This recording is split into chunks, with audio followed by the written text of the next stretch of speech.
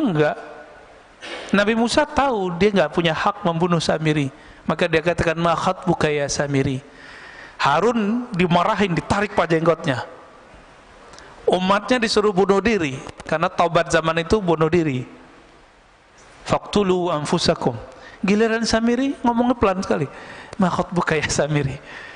Jadi Nabi Musa ngeliat Samiri itu langsung bergidik bulu romanya itu. Ini serem juga ini orang, ya. Nggak sembarangan ini orang. Dan beliau dapat kalam lah kira-kira, ya. Itu bukan hak, tapi haknya umat Muhammad sallallahu alaihi wasallam. Kira-kira begitu. Maka keluarlah kalam, ma khatbuka ya Samiri. Ada apa denganmu wahai Samiri? Jadi Nabi Musa ngerti Samiri itu akan menjadi yang kita sebut sekarang Dajjal. Dan yang paling unik apa? Samiri itu nama gelar, Pak. Gelar orang kampung Samara namanya Samiri. Kayak Batawi, Jawi, Buguri. Kan sekarang lagi trennya ustaz-ustaz nyebut dirinya Al-Batawi, Al-Buguri. Kalau Bintaro apa dong? Al-Bintari. Masih cocok lah ya. Berarti Pak Mirwan Al-Bintari. Gak pakai. Termirip-mirip Samiri lagi ya. Ini nama kecilnya siapa? Nama kecilnya sama dengan Nabi Musa, Musa. Tapi binnya beda. Bin Sam'un. Sam'un inilah yang bersekutu dengan iblis karena istrinya mandul. Dia juga mandul. Orang kalau ditanya mulu kan kesel, Pak. Nggak bisa bikin anak ente gitu ya. Kesel dia ya, bertahun-tahun dibilang mandul. Akhirnya dia kesel, bersekutulah dan dia dapat kalam. Apa kata kalam ini? Kamu lakukanlah hubungan suami istri di kuil setan. Ada patung-patung di situ. Dia buat kerjaan suami istri di situ. Jadi anak siapa tuh? Anak iblis, anak setan. Nah ini Pak. Maka nanti yang membunuh, yang gorok Samiri siapa? Yang tidak punya bapak siapa? Nabi Isa. Hanya itu Pak. Karena dia tahu siapa yang akan bunuh dirinya, maka dia tunggu-tunggu tuh kedatangan Nabi Isa. Dia tahu Nabi Isa bakal datang. Kenapa? Karena iblis itu dulu kan bertahun-tahun ibadah di alam Jabarut, Malakut Jabarut, masuk langit 1, 2, 3, 4, sampai kemudian menjadi petinggi-petinggi malaikat. Makanya ketika disuruh sujud, itu ada iblis nggak di situ? Masih namanya lama, Azazil. Mau nggak dia sujud? Nggak mau. Padahal dia sudah menjadi petinggi malaikat. Cuma golongan jin.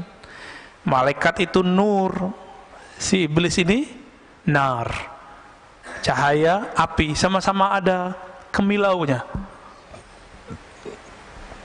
Kalau kita dekat cahaya begini, panas nggak Pak? Panas nggak ada cahaya begitu? Bedanya sama api gimana? Ada panasnya. Sama-sama terang, tapi yang ini panas, yang ini sejuk. Nah itu bedanya. Maka setelah muncul Nabi Isa, baru umur 33 Nabi Isa, muridnya baru 12 Pak. Ternyata murid yang ke-12 Yudas Iskariot, seorang yang nyamar. Ternyata itulah si Samiri. Samiri itu jangan dibayangin badannya gede Pak ya.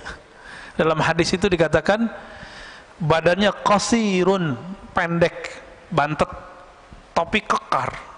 Otaknya Masya Allah, cerdasnya. Ya anaknya Azazil langsung, anaknya iblis langsung.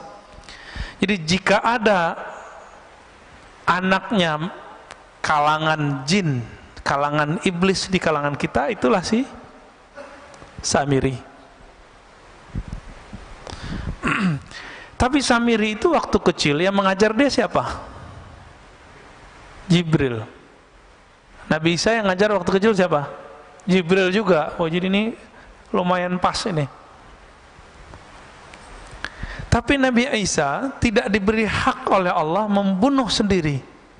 Dia harus membunuh nanti bersama wali penutup umat Nabi Muhammad, yaitu Al-Imam Al-Mahdi.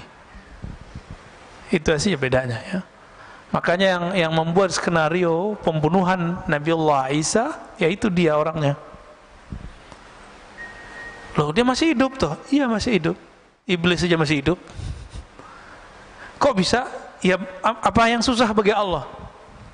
Makanya ketika terjadi perdebatan antara pengikut Ibnul Jauzi yang mengatakan Nabi Khidir mati dengan pengikut pengarang kitab ini, jadi imam ini namanya Ibnu Athaillah Sakandari. Imam Ibnu Athaillah mengatakan, wahai penolak hidupnya Nabi Khidir, kalian lupa, bukankah ada makhluk yang bukan nabi, bukan wali, tapi masih Allah panjangkan umurnya hari ini,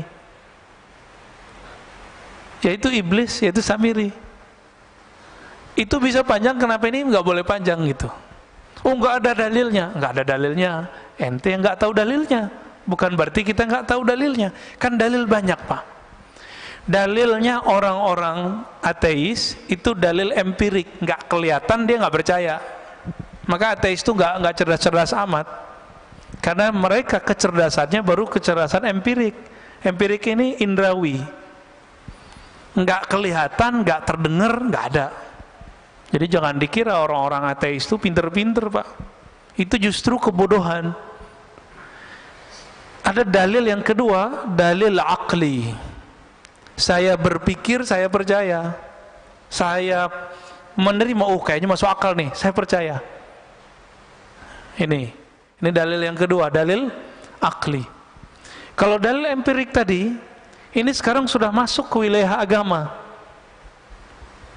Yang empirik tadi, kalau saya nggak lihat dalilnya, saya nggak percaya. Berarti dalil itu mesti ada dalam tulisan buku bagi dia. Nah, maka sekarang banyaklah jamaah-jamaah terkena penyakit ini. Mulai nanya ke ustadznya, bagus ya, mana ustadz dalilnya? Kita kasih dalilnya. Nanya lagi, nomornya mana? Ini mulai terjebak kita Pak. Emang nomor semua kita pada nomornya? Coba yang ngaji kitab kuning dulu. Kitab itu kan sama Pak, dulu dicetak kuning, sekarang dicetak biru. Ya, bukan biru Pak, dicetaknya sekarang putih. Tapi itu sama, itu kitab kuning. Nggak ada Pak nomornya dulu. Pernah saya dulu membuka kajian Sahih Bukhari, emang nggak ada nomornya di kitab saya. Kitab jadul darul.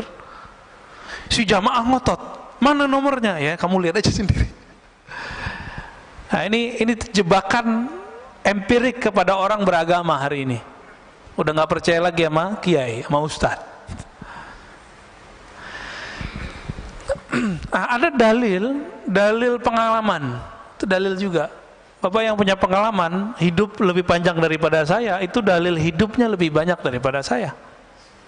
Tapi yang bikin kita beda di sisi Allah bukan dalil itu. Yang nomor 4, dalil zauqi, dalil ruhi, dalil qalbi, dalil yang masuk ke kalbu. Coba di Quran cuma dikatakan iza dzukirallah wajilat qulubuhum, disebut nama Allah kalbu bergetar. Kertasnya bergetar enggak? Disebut Pak di Quran surah Al-Anfal ayat 2. Disebut nama Allah, kalbu bergetar, benar? Udah bergetar belum? Disebut nama Allah. Loh kok enggak? Enggak bisa dilihat di sini Pak. Rasain sendiri.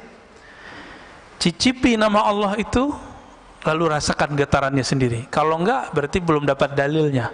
Dalil bahwa nama Allah membuat getaran di kalbu. Nah, yang sudah dapat ini sudah bakat bisa melihat dirinya, bisa melihat kelemahan dirinya, insya Allah ya. Nah, kembali ke yang tadi, Ibnu Athaillah mengatakan, engkau dibukakan, dikasyafkan kelemahan dirimu lebih afdol daripada engkau dibukakan alam gaib, gitu ya.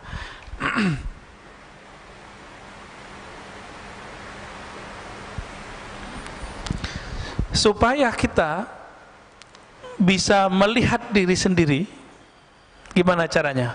Supaya kita tidak terhijab oleh diri kita sendiri. Maka dalam kalam berikut beliau mengatakan, ukhruj min awsafi syariyatik, keluarlah engkau dari sifat-sifat manusiawimu. Jam segini kalau manusia sedangnya ngapain Pak? Tidur. Nah itu, keluar dari sifat itu. Ngapain? Kalau nggak ta'lim, zikir. Kalau nggak ta'lim, zikir. Udah itu aja Pak. Cobain zikir setiap ba'da subuh sampai sebelum terbit matahari, 40 hari aja. Itu kolbunya bercahaya itu, Pak.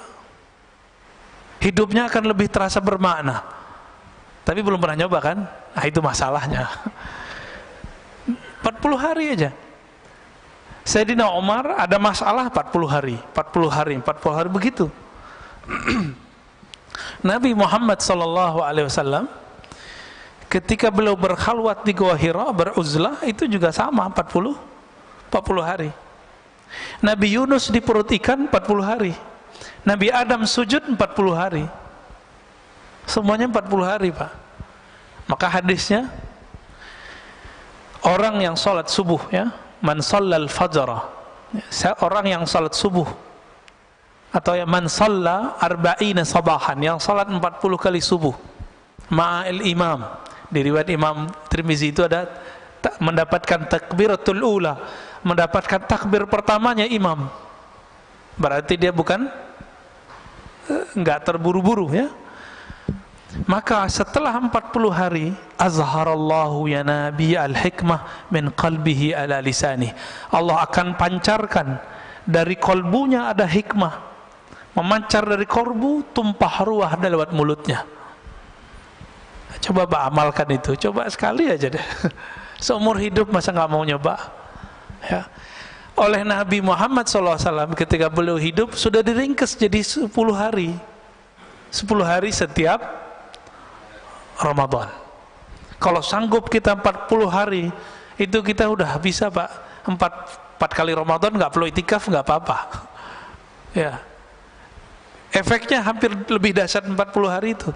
Tapi karena Nabi memberi rukhsah kepada umat, karena umatmu mau cari Lailatul Qadar mulu, ya, maka dapatlah itu 10 hari.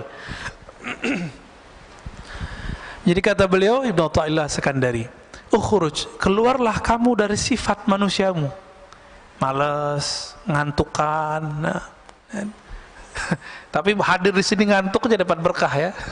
Ketiduran dapat berkah insyaallah. Kenapa? Hadisnya sahih riwayat Imam Bukhari.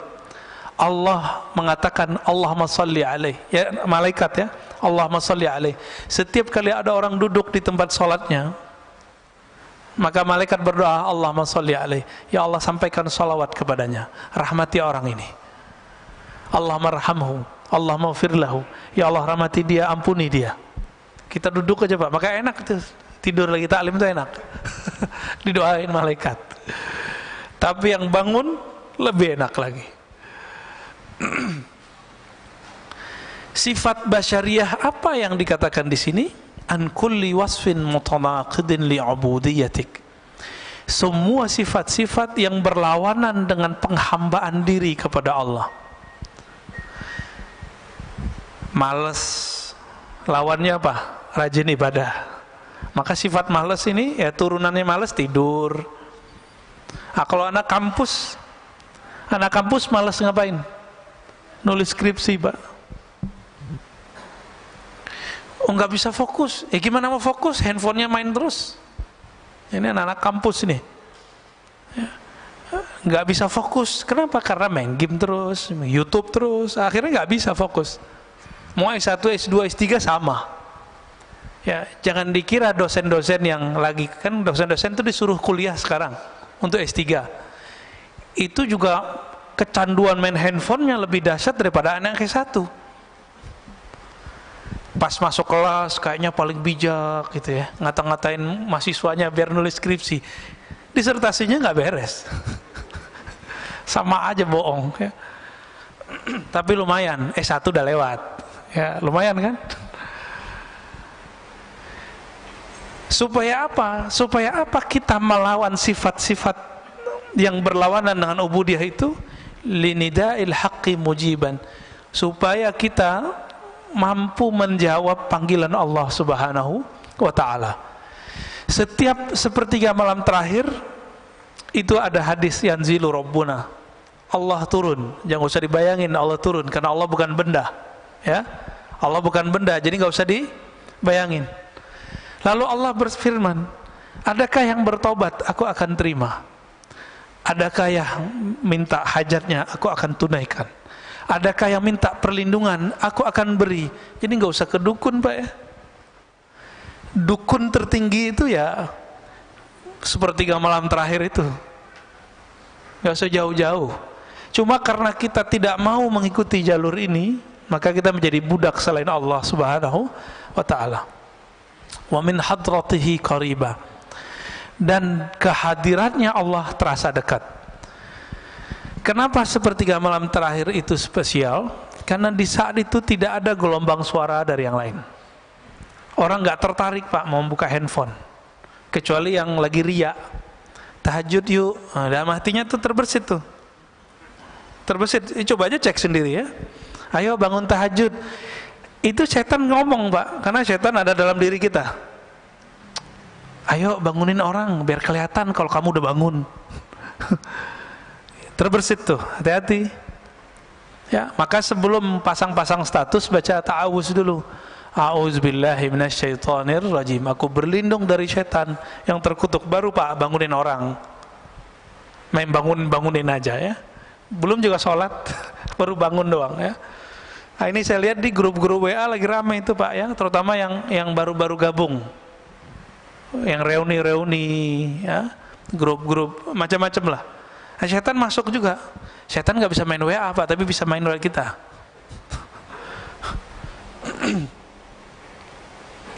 Bagian terakhir ya.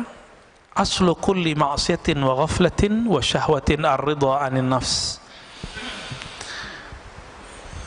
Kenapa ada maksiat? Kenapa ada kelalaian? Kenapa ada kita ini mengikuti hawa nafsu? Apa jawaban beliau? Pokok penyebabnya adalah satu, ar-ridha 'anil nafs. Kita meridhoi kehendak diri, kehendak nafs, hawa nafsu. Contohnya nih, kalau melihat yang bening-bening itu nafs bukan? Benar ya? Kita membiarkan mata kita terpapar, Pak. Ya sama aja, mau ustadz ke ustadz sama aja, pendeta nggak pendeta sama, Pak. Biksu nggak biksu sama. Mau dia vegetarian, mau dia makan daging sama. Jadi jangan dikira orang vegetarian nafsunya rendah, enggak. Orang nggak bernafsu ya nggak makan. Yang nggak makan gimana tuh? Ya puasa terus dia tiap hari. Tapi tunggu dulu, kalau puasanya puasa Daud, itu nafsunya masih bisa besar, Pak. Makanya Nabiullah Daud istrinya 100. Gundiknya kita nggak tahu berapa. Kan raja. Istri resminya berapa? 100. Budak-budaknya lebih banyak. Nabiullah Daud. Itu puasa Daud loh. Jadi beberapa kiai di Jawa itu menemukan ternyata obat kuat alami itu namanya puasa Daud. Jadi kalau cuma puasa Daud itu bukan melemahkan syahwat, justru syahwatnya tambah kenceng ntar. Ya. Nabi Daud karena tahu dia tambah kenceng, ini ya nikah lagi. Coba kita kan di Indonesia susah mau nikah lagi, Pak. Curhat curcol ya. Itu Pak Mirwan tuh yang curcol tuh, bukan saya ya.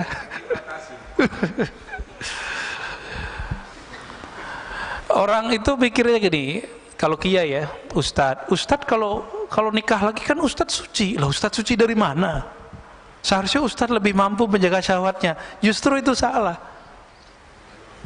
Imam Asyuti melihat kenapa ya para nabi ini banyak istri. Imam Asyuti mengatakan dalam syarah beliau dalam hadis Nasai, karena para nabi itu beban rohaninya berat, Pak. Dan pengalaman rohaninya jika itu datang, yang mampu menawar rasa itu cuma menikah. Nah, Nabi Muhammad itu seharusnya kan boleh nikah 100 Nabi Muhammad. Tapi beliau mendiskon dirinya sendiri. Seharusnya beliau boleh menikah seperti Nabi Sulaiman, 400 Pak istrinya Nabi Sulaiman. Hadisnya sahih itu. Ada di hadis sahih, ada di Bible. Jadi yang coba ngejek-ngejek Nabi Muhammad, kasih tahu aja, Solomon istrinya 400, gundingnya 600. Ya. Kenapa begitu? Karena ketika orang mendapatkan pengalaman rohani, itu namanya ahwal. Itu gejolak dalam dirinya, itu hanya bisa ditawar, bisa diredam cuma dengan menikah. Itu sebabnya para nabi itu istrinya banyak. Loh, kok begitu Ustaz? Ya memang begitu, mau gimana lagi? Ini mohon maaf. Kenapa di surga yang disebut selalu hurul ain, al-hurul ain, hurul ain, bidadari, bidadari, bidadari. Mohon maaf ya. Kenapa? Ya bukan. Kalau Quran turun di Arab, ya bukan Pak. Quran turun di bumi, sama. Mau di Arab, mau di mana, sama. Pak Mirwan ditaruh gadis depan masih minat loh. Walaupun sudah umur berapa? 67 masih minat itu. Tuh tandanya. Kalau kuat kan gak tutup mata. Kenapa? Iming-imingan surga itu selalu bidadari. Syahwat kan urusannya. Kenapa ada orang jadi teroris, bunuh-bunuhin orang, ketika ditanya, ketika dia gagal, dijawab apa? Saya mau menikahi 72 bidadari. Kita cek hadisnya, hadis Imam Tirmizi, hadisnya sahih Pak. 72 urusan, mohon maaf, urusan syahwat doang dia harus bunuh seorang. Waras gitu? Nggak waras Pak. Maka kadang-kadang orang beragama kalau caranya tidak benar jadi nggak waras. Otaknya syahwat aja tuh ya, mikirin bidadari yang montok-montok gitu ya. Kenapa? Ternyata di surga itu nikmat paling tinggi itu memandang Allah. Satarawna rabbakum kama tarawna syamsa bila sahab, kama tarawna al-qamar fi lailatul badr. Kamu akan memandang Allah nanti di surga seperti memandang matahari tanpa ada awan, memandang rembulan di bulan purnama, di malam bulan purnama. Dan itu memandangnya lebih nikmat dari semua nikmat seksual. Kita pengen ngurusin mata aja harus kena macet dulu di puncak. Enggak. Sekarang diam-diam tuh orang ke puncak. Ya biar enggak di swab, nggak antigen, bener nggak? Diam-diam mau ngurusin mata ini doang. Jadi mata ini senang yang indah, dan Allah itu maha indah. Innallaha jamil yuhibbul jamal. Allah itu maha indah. Keindahan Allah subhanahu wa ta'ala itu tidak bisa diakses oleh sembarang orang, apalagi yang berharap dapat nikmat syahwat doang di dunia, di akhirat. Maka surga itu ada surga namanya jannatur ru'yah, surga memandang, itu yang Nabi sebut tadi. Ada jannatus syahwa, jannah surga syahwat. Setiap masa, setiap satu hari, harinya surga berapa hari kita? Alfasanah, 1000 tahun. 1000 tahun kita baru satu hari di Firdaus, surga paling tinggi Pak. Itu mereka setiap hari mampu melihat Allah subhanahu wa ta'ala, diizinin sekali. Tapi yang di bawah Firdaus, kalau tadi sekali sehari surga, mungkin mereka sekali setahunnya surga. Kalau sekali setahunnya surga dihitung aja Pak, berapa ribu itu. Anggaplah sekali 1000 tahun mereka baru bisa melihat Allah, dan Allah memperlihatkan dirinya sekali. Ketika Allah tidak memperlihatkan dirinya, apa yang terjadi? Mereka mempunyai rasa rindu melihat Allah, musyfiqun, ya, rasa takut plus rindu. Rindu apa? Ini murid aja kalau sama guru bisa rindu. Jadi kita punya teman itu pengen sekali ketemu, nggak tahan dia mau ketemu Pak. Ada, ya, pengen ketemu gurunya. Oh, kadang jauh-jauh dari mana dia datang. Makanya guru-guru kita, kiai-kiai kita itu, dia punya pesantren di pelosok, muridnya dari mana-mana. Itu kerendian murid pada guru, apalagi Tuhannya guru. Itu lebih dahsyat Pak. Apa yang bisa menawar itu, yang bisa meredam itu semua gejolak itu? Itu hanya nikmat syahwat. Maka dikasihlah 72 bidadari, itu mah kecil Pak. Terlalu sedikit 72 itu. Ya mungkin ada yang kasih 1000 ntar ya, kan asik tuh. Tapi bisa nggak menawarnya? Dia hanya sesaat. Makanya ahli surga itu nanti mencari ilmu ma'rifatullah lagi kalau dimasuk surga. Mumpung masih di dunia, cari Pak ilmu ma'rifatullah sekarang. Jangan cuma ilmu-ilmu zahir doang yang dicari. Cari ilmu ma'rifatullah. Saya lagi belajar zikir. Zikir beda dengan ilmu ma'rifatullah. Zikir itu cara mendekat. Kalau ma'rifat itu keilmuan, masuknya ke alam rohani. Nah, cari ilmu itu mumpung masih dunia. Tapi hati-hati, sekarang di YouTube banyak yang begitu, nggak usah dipercaya, ya. Sekarang di YouTube tuh banyak yang ngaku-ngaku kajian-kajian ini, kajian Nur Muhammad, kajian, ada yang benar, ada yang enggak, Pak, ya. Kajian rasa, ijazah zikir, ini di mana-mana. Ini bulan ini memang saya berkali-kali, karena kita dengar, kita lihat ada orang ngamalin ijazah zikir dalam YouTube, sekarang sudah menjadi gila. Nggak jelas, Pak, untuk ujungnya kemana, ya. Ada yang udah mati juga ada, ya. Nauzubillah min dzalik. Jadi orang waras lebih enak, ya. Zikir kalau nggak ketemu sama gurunya nggak usah diamalin. Saya bisa download, Ustaz, ya nggak usah, biarin itu. Harus ketemu gurunya, dapat ijazahnya. Kalau nggak usah diamalin, ya. Udah amalin aja yang dulu dapat. Gimana Pak Mirwan? Udah. Kita tutup dengan kalimat setelahnya, ya. Wa aslu kulli ta'atin wa yaqzatin wa 'iffatin 'adamur ridha minka anha. Adapun ketaatan asalnya bukan pada ridha pada syahwat tadi, tapi kebalikan itu, tidak meridhoi syahwat kita. Jika sepertiga malam terakhir, jangan membiarkan diri tidur. Itu yang dimaksud tidak meridhoi syahwat tidur. Kita makan nih, enak, cukup satu kali nambah lah, jangan terus nambah lagi. Nah, itu sudah mulai masuk dia itu. Jangan-jangan makannya nggak pakai basmalah, ya.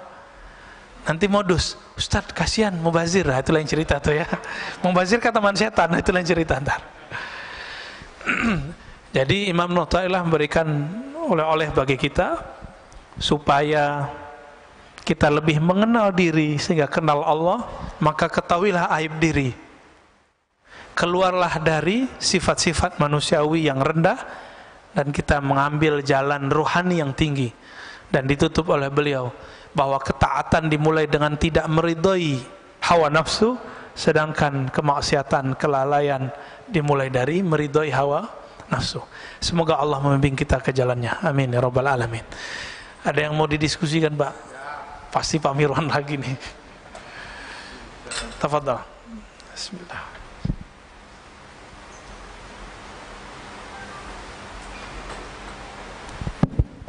Assalamualaikum warahmatullahi wabarakatuh. Waalaikumsalam warahmatullahi. Tadi dikatakan bahwa Musa Samiri, Musa bin Sam'un As-Samiri. Musa Samiri itu sekarang pun sudah ada. Kita semuanya menganggap Musa Samiri itu waktu zaman Nabi Musa aja, habis itu sudah tidak. Kalau itu yang terjadi, berarti Dajjal pun demikian. Dajjal pun dari dulu sampai sekarang juga udah ada, bukan kita menunggu Dajjal, ya. Di Indonesia pun banyak Dajjalnya. Ya, nggak usah saya sebutkan satu-satu, nanti rame. Jadi saya kira ngapain nunggu-nunggu Dajjal datang nanti? Dajjal sekarang aja kita basmi. Demikian. Assalamualaikum warahmatullahi wabarakatuh. Iya, Samiri itu ya Dajjal, Pak. Jadi ada Dajjal yang teri, ada Dajjal yang kubro, yang asli itu Samiri. Sahabat-sahabat Nabi beberapa diizinkan oleh Rasulullah untuk bertemu. Bahkan ada yang dia lagi berlayar terdampar di satu pulau. Itu Tamim Ad-Dari, ketemu dengan Dajjal As-Samiri. Di satu pulau yang mana kita nggak tahu, Pak. Kan katanya pulau, bukan pulau Seribu, Pak. Apa segitiga Bermuda apa ya, wallahu alam, kita kan nggak ngerti, itu urusan Allah lah, ya.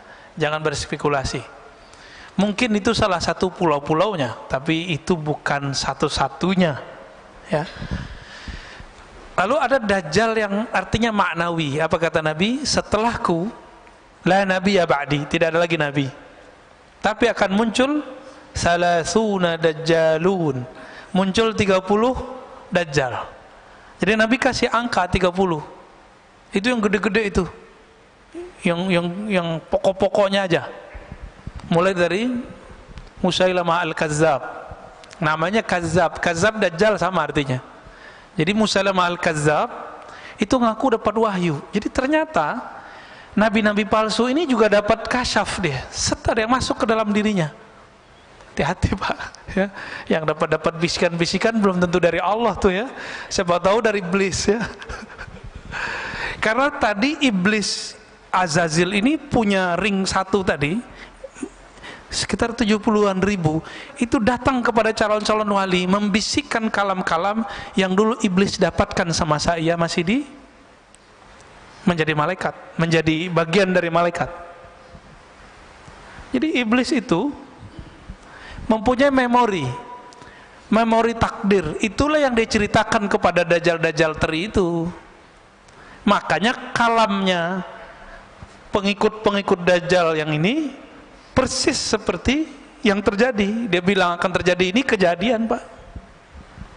Karena itu memori lama yang dia dapatkan dari Azazil. Gitu ya. Ya mirip-mirip kayak nabi, tapi nabi palsu. Nabinya iblis. Wali, tapi bukan waliur rahman, tapi wali syaitan. Ya. Jadi nggak usah kita membasminya pakai apa Pak? Karena dia masuk lewat intelektual, kita masuk lewat intelektual. Dia mau membongkar iman, maka kita pertahankan iman. Nggak perlu kita bunuh Pak dia ya. Itu Pak Mirwan aja yang ngurus startup. Ya, tafadhol. Ada lagi?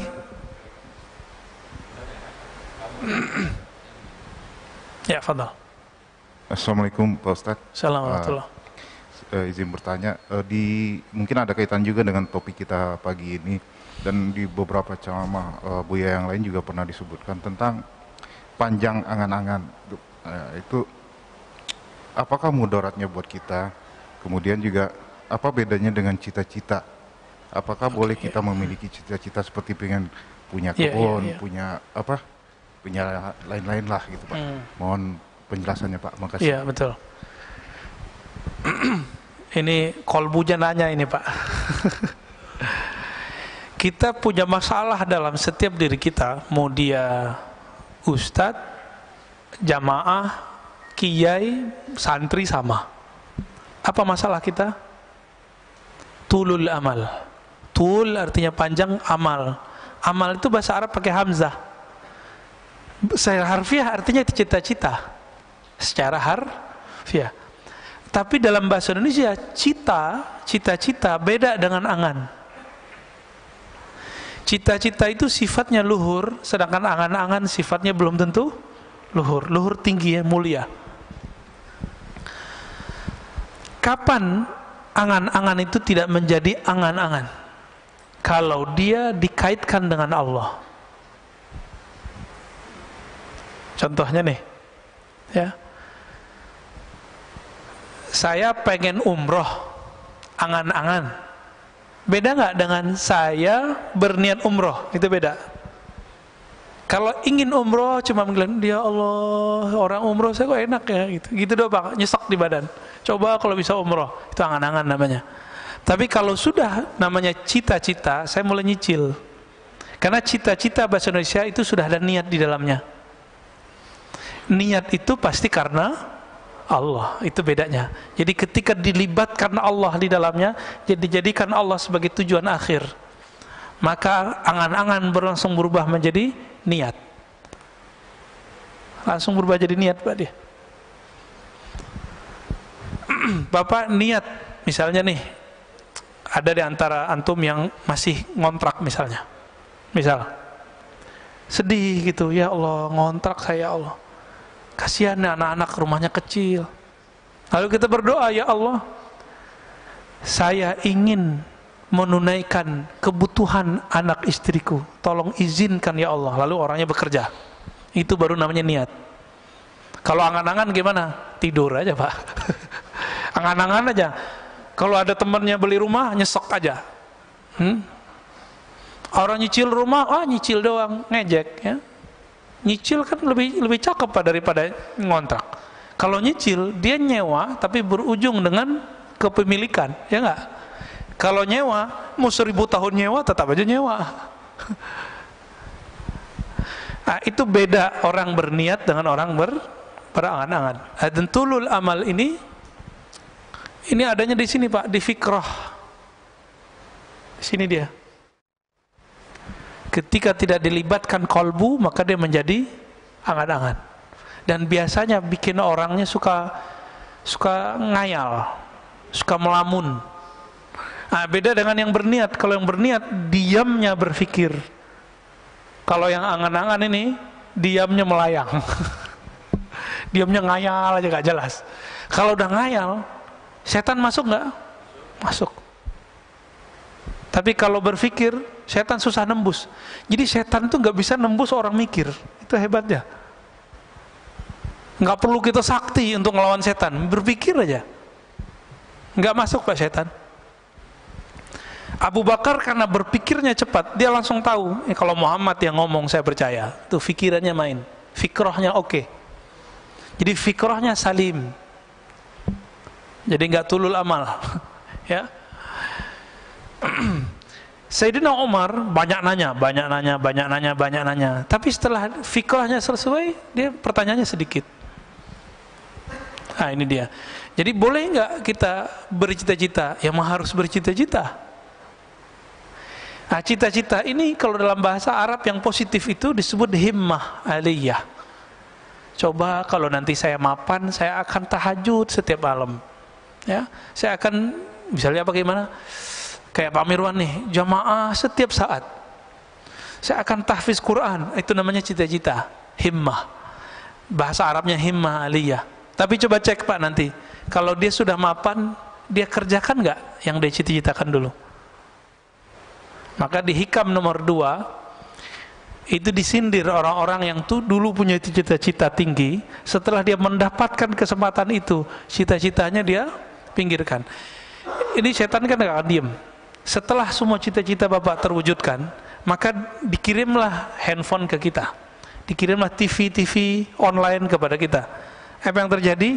Kita bisa duduk di depan TV 2 jam, bisa di depan YouTube 2 jam, tapi tidak bisa zikir 2 jam, nggak bisa baca Quran 2 jam. Ini tanda-tanda kalau antum tuh perdaya semua. Sama, saya juga begitu, ya. Kena semua kita ya. Ya, saya juga kena Pak. Sama-sama kita perbaiki. Ya, ada lagi Pak, cukup? Cukup lah ya. Oh, masih ada. Ini ahlul bait ini. Assalamualaikum Ustaz. Caranya 2 Pak. 1 berguru. Nanti guru itu kasih guidance, kamu amalkan ini. Karena kita percaya sama guru ini, kita tahan Pak 2 jam di depan mushaf. Itu 1. Yang kedua, kalau udah berguru, ilmui apa yang diamalkan. Sahabat itu kenapa sanggup zikir dari ba'da subuh sampai zuhur? Itu mereka nggak beranjak, karena dia tahu rahasia zikir ba'da subuh sampai syuruk, apalagi lanjut gitu. Kayak weekend begini, katanya kalau sudah mapan pengen di masjid aja, ya kena corona Pak. Intinya masjid apa? Zikir toh. Intinya masjid baca Quran, intinya masjid taklim. Ini taklim bentar aja udah gelisah, ya kan? Udah syuruk nih. Ini cara setan nipu nih Pak, hati-hati. Hati-hati di situ. Ya. Nah, tapi yang belum tahu ya nggak apa-apa. Lebih afdal ngaji apa sholat? Hah? Ngaji, beneran. Dulu Imam Malik lagi taklim, azan, kan beliau ngajarnya di Masjid Nabawi, azan Pak. Tiba-tiba ada seorang murid langsung dikemas tuh kitab-kitabnya, dimasukin ke kopernya lah kalau gitu sekarang. Lalu Imam Malik nanya, bro, ente mau kemana? Mau sholat sunat Tuan Guru. Apa kata Imam Malik? Oh gitu ya, menurut kamu lebih afdol berilmu atau sholat sunat? Apa jawaban dia? Bingung juga dia Pak. Tapi dia pikir-pikir, iya ya, berilmu. Udah, nggak jadi Pak, datar lagi kitabnya.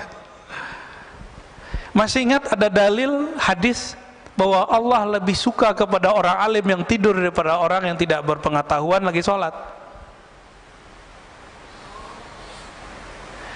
Karena orang yang nggak berpengetahuan sholat, dia merasa dirinya alim, dia merasa dirinya lebih mengerti, dia merasa dirinya suci dengan sholatnya. Coba Pak, kalau semua orang kayak tadi, wah syuruk nih pada sholat semua, saya ngomong sendiri dong. Kan kacau itu. Ini akibat ya, akibat kita nggak bisa melempatkan sesuatu pada tempatnya. Cuma 2 kali seminggu kok, sekarang udah dihapus kok yang pagi-pagi yang lainnya kan. Udahlah ya. 3 lagi. Udah Pak, kalau nggak ada nggak usah ditahan Pak.